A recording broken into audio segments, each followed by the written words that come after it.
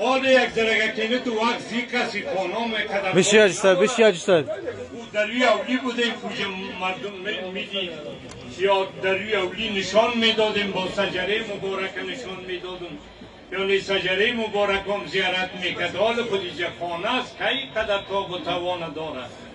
این حال شما این پیراهن حضرت امام حسین آقا این پیراهن سید شهدا اما تو که با بیبی صاحب گفته بود که پیراهن ما با امتهای جدم بده که با حق امام دعا کنم امام با حق جان دعا کنم این حال برادرها کجا با حالتان چون پایهای ما درد میکنه شیمان ندارم وقت وقت نزدیک است گفتی اشکری صاحب که وقت رفتن از دیگه اگر خدای کریم میدانه و اصرارش حضرت مولانا صاحب دفعالی میشید باز گیلی هم میکرد آقا صاحب وقت رفتن از اون نمون رفت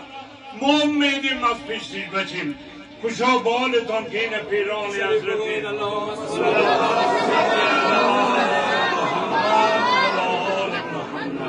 ثم صليت إبراهيم وعلى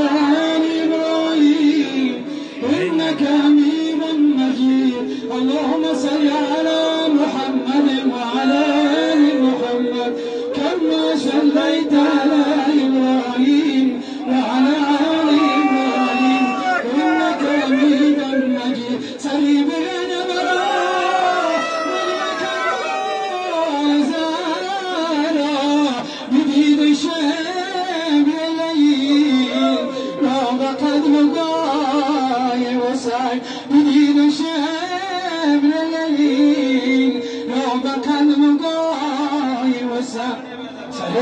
سري ستار زيان شيء مجيد من غزلات مقل ستار نيات سر بخاك پای نسای قسم به حق ولا کی بسوزدش دوزخ همین قدر که بود قبر و آشنای وسای همین قدر که بود قبر و آشنای